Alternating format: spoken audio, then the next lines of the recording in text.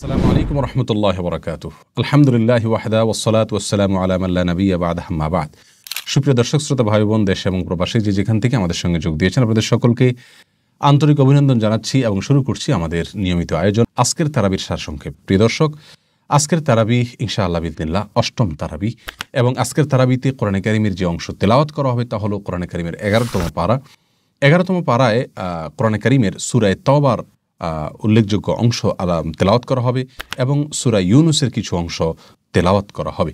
প্রিয় দর্শক, আজ সূরা তাওবার যে অংশ তেলাওয়াত করা হবে সে অংশে মুনাফিকদের প্রসঙ্গে আলোচনা রয়েছে, কারণ ইতিপূর্বে 10 নম্বর পারার শেষের দিকেও বা মাঝামাঝিও মুনাফিকদের সম্পর্কে আলোচনা ছিল এবং গোটা সূরা তাওবাটাই মূলত মুনাফিকদের দুশ্চরিত্রকে উন্মোচন করা হয়েছে। সূরা তাওবার মধ্যে তারা কিভাবে প্রতারণা করেছে মুসলমানদের সঙ্গে, নবী সাল্লাল্লাহু আলাইহি সাল্লামের সাথে তারা ওজরখাহি করেছে যে তারা যুদ্ধে যেতে পারছে না, তারা অপারগ, অথচ তারা মিথ্যাবাদী ছিল। তারা এতদিন মুসলিমদের সাথে মিলেমিশে বিভিন্ন যুদ্ধে যেতে হয়েছে সামাজিকতার কারণে, তাদের অন্তর থেকে তারা মুনাফিক হওয়ার কারণেও সত্ত্বেও কিন্তু হুনাইন, তাবুক এই সমস্ত যুদ্ধের প্রাক্কালে তারা তাদের আসল রূপকে ফুটিয়ে তুলেছে এবং তারা ওজরখাহি করে তারা যুদ্ধ থেকে পিছপা ছিল, তাদের মুখোশ উন্মোচন করা হয়েছে। সে বিষয়ে আলোচনা করতে করতে আল্লাহ সুবহানাহু ওয়া তাআলা 11তম পারা শুরুতেও মুনাফিকদের প্রসঙ্গে আলোচনা ছিল।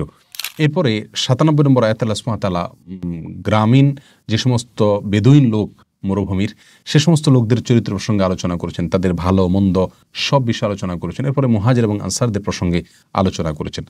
আরবের বেদুইন লোকদের সম্পর্কে আলোচনা করতে গিয়ে আল্লাহ সুবহানাহু ওয়া তাআলা বলেছেন, আল আরাবু আশাদ্দু কুফরান ওয়া নিফাকান ওয়া আজদারু আল্লা ইয়ালামু হুদুদা মা আনজালাল্লাহু আলা রাসূলিহি।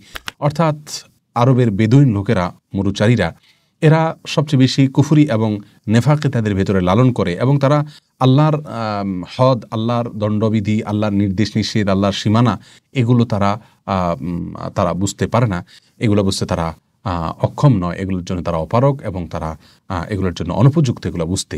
অর্থাৎ আল্লাহ সুবহানাহু ওয়া তাআলা এখানে বেদুইন লোকদের মৌলিক একটা চরিত্র তুলে ধরেছেন যে তারা কপট কিসিমের হয়ে থাকে সাধারণত এবং কুফরি তাদের ভিতরে থাকে এবং বুঝে কম।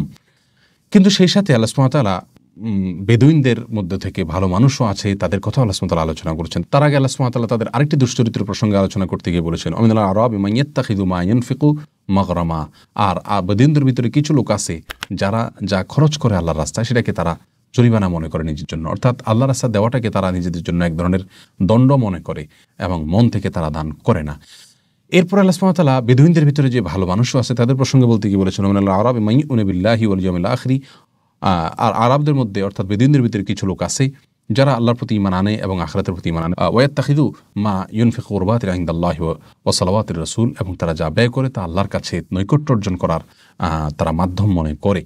অতএব তাদেরকে আল্লাহ সুবহানাহু ওয়া তাআলা প্রশংসা করেছেন। বিধায় বেদুইনদের ভিতরে ভালো মন্দ লোক আছে, যদিও মৌলিকভাবে তাদের ভিতরে খারাপ কিছু চরিত্র রয়েছে, সে বিষয়ে সাবধান করেছেন আল্লাহ সুবহানাহু ওয়া তাআলা এই পর্যায়ে সূরা তাওবার এই পর্যায়ে এবং 11তম পারার শুরুর দিকে।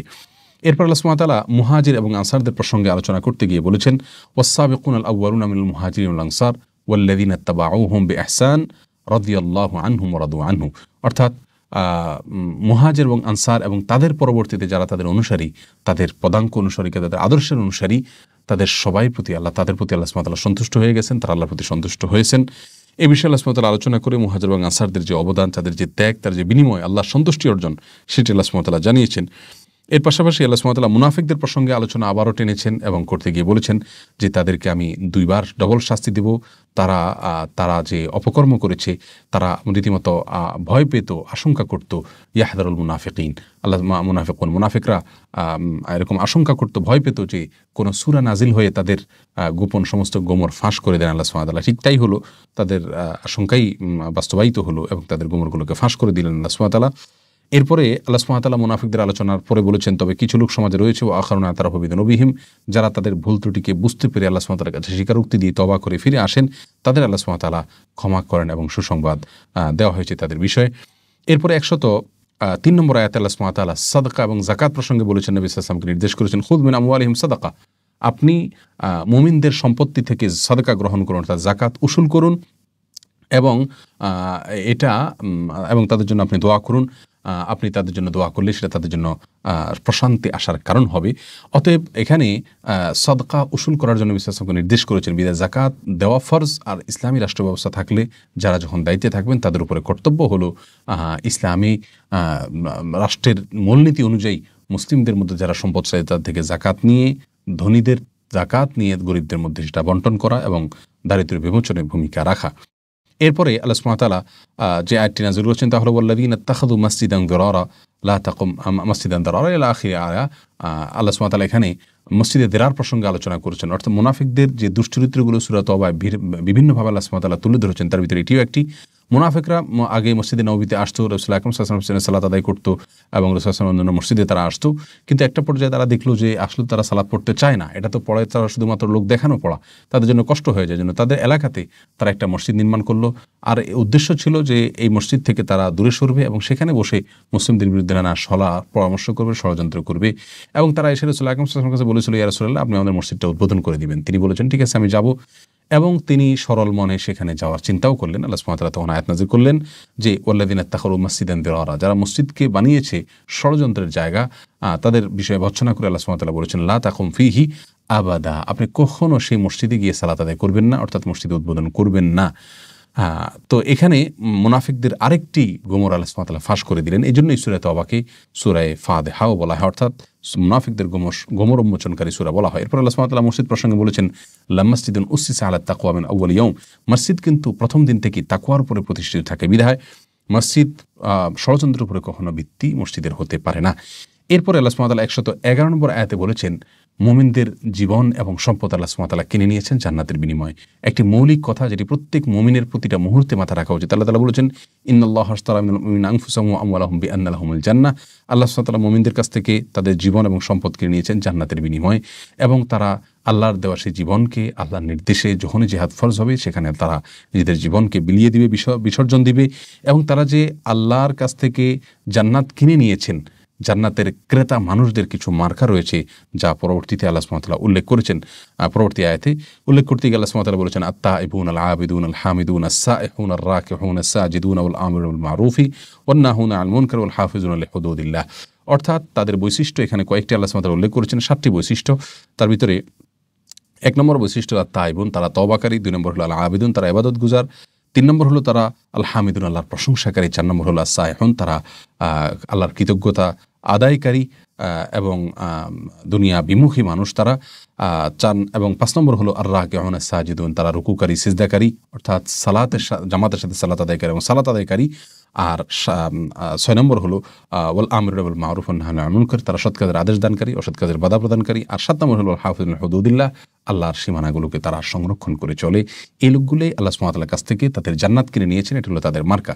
আল্লাহ তাআলা আমাদেরকে তাদের শামিল অন্তর্ভুক্ত হওয়ার তৌফিক দান করে। এরপরে 112 নম্বর আয়াতে আল্লাহ সুবহানাহু ওয়া তাআলা বলেছেন মুমিনদের জন্য এবং নবীর জন্য উচিত নয় কোনো মুশরিকের জন্য ইস্তেগফার করা, ক্ষমা চাওয়া, সে বিষয়ে নিষেধ করেছেন। অর্থাৎ কোনো অমুসলিম যদি হয় তাদের জন্য ক্ষমা চাওয়া জায়েজ নাই, যেহেতু তারা আল্লাহর অবাধ্য হয়ে দুনিয়া থেকে গেছেন। এরপর আল্লাহ সুবহানাহু ওয়া তাআলা বলেছেন ওই 3 ব্যক্তির কথা যাদেরকে কেন্দ্র করে সূরা তওবার নামকরণ করা হয়েছে। 3 জন সাহাবী কাব ইবনে মালিক, মুরারাহ এবং হেলাল ইবনে উমাইয়া, মুরারা ইবনে রবি এবং হেলাল ইবনে উমাইয়া। এই 3 জন সাহাবী তারা তাবুকের যুদ্ধে যাওয়ার কথা ছিল, কিন্তু তারা যান নাই, পিছপা রয়েছেন শয়তান এর প্ররোচনা প্ররোচিত হয়ে এবং মুনাফিকদের প্ররোচনা প্ররোচিত হয়ে। কিন্তু তারা সেখানে যে যান নাই, না যাওয়ার কারণে পরবর্তীতে তারা নিজের ভুল বুঝতে পেরে এমন তওবা করেছেন, লজ্জিত হয়েছেন আল্লাহ সুবহানাহু ওয়া তাআলার কাছে, যা আল্লাহ তাআলার খুব পছন্দ হয়েছে। মুনাফিকরা কিন্তু তাদেরকে প্ররোচিত করেছে যেন তারা মুনাফিকদের মতো মিথ্যাচার করে নবী সাল্লাল্লাহু আলাইহি ওয়াসাল্লামের কাছে এসে বলে মিথ্যা বিভিন্ন অজুহাত পেশ করে, কিন্তু তারা বলেছেন না, আমরা মিথ্যা অজুহাত পেশ করব না, আমরা স্বীকার করবো আমাদের দোষের কথা। এবং তারা সে স্বীকার করেছেন, আল্লাহ সুবহানাহু ওয়া তাআলা তাদেরকে ক্ষমা করেছেন। এরপর আল্লাহ সুবহানাহু ওয়া তাআলা বলেছেন ফালাউলা নাফারা মিন কুল্লি ফিরকাতিন তায়ফাতুন, প্রত্যেক সম্প্রদায় থেকে কিছু লোক যেন বের হয়ে তাফাক্কুফের দিন করে, দিন সম্পর্কে জ্ঞান অর্জন করে এবং এসে তাদের লোকদেরকে সতর্ক করে। অর্থাৎ প্রত্যেকটা এলাকাতে কিছু লোক দিন শেখা, দিনের জ্ঞান অর্জন করা এটা ফরজে কিফায়া, অথবা এটা সমস্ত এলাকার লোকদের কর্তব্য কিছু আলেম তৈরি করা প্রত্যেকটা এলাকাতে। এরপরে সূরা ইউনূসের কিছু অংশ আজকের তারাবিতে তেলাওয়াত করা হবে, যেখানে শুরুতে আল্লাহ সুবহানাহু ওয়া তাআলা আসমান জমিন 6 দিনের সৃষ্টি এবং সূর্য, চন্দ্র, রাত, দিন এগুলোর সৃষ্টি সম্পর্কে বলে আল্লাহ সুবহানাহু ওয়া তাআলার অস্তিত্বের বিষয়কে প্রমাণ করেছেন আমাদের বোঝার জন্য।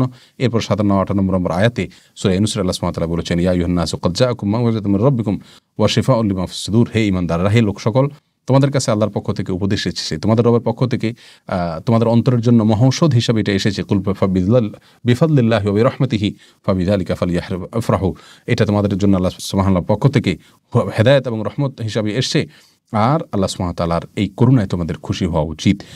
এবং আল্লাহ সুবহানাহু ওয়া তাআলা বলেছেন, আর হুয়া খায়রুম মিম্মা ইয়াজমাউন, তোমরা দুনিয়ার সম্পত্তি যা জমা করো তার থেকে আল্লাহর এই কালামের সঙ্গে সময় দেওয়া বেশি উত্তম। এরপরে 61 এবং 61 থেকে 64 নম্বর আয়াতে আল্লাহ সুবহানাহু ওয়া তাআলা তার বন্ধুদের ওলিদের মার্কা বলেছেন, ইন্না আউলিয়া আল্লাহি লা খাউফুন আলাইহিম ওয়া লা হুম ইয়াহজানুন, আল্লাহর বন্ধুদের কোনো ভয় এবং টেনশন থাকবে না।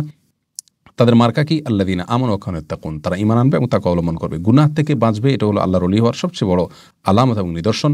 লাহুল বুশরা ফিল হায়াতিদ দুনিয়া ওয়া ফিল আখিরাহ, তার জন্য দুনিয়া আখিরাত উভয় জগতে সুসংবাদ রয়েছে। লা তাবদীলা লিকালিমাতিল্লাহ, আল্লাহর কথার পরিবর্তন এবং ব্যতিক্রম হয় না। এরপরে এই সূরাটি সূরা ইউনূসে আল্লাহ সুবহানাহু ওয়া তাআলা আজকের তারাবিতে নূহ আলাইহিস সালামের ঘটনা বলেছেন 71 থেকে 73 নম্বর আয়াতে। এরপরে মূসা এবং ফেরাউনের ঘটনা বলেছেন 74 থেকে 96 নম্বর আয়াত পর্যন্ত, এবং কীভাবে ফেরাউনকে ডুবানো হলো সে বিষয়ে বিস্তারিত আলোচনা করেছেন। আরও কিছু বিষয় রয়েছে।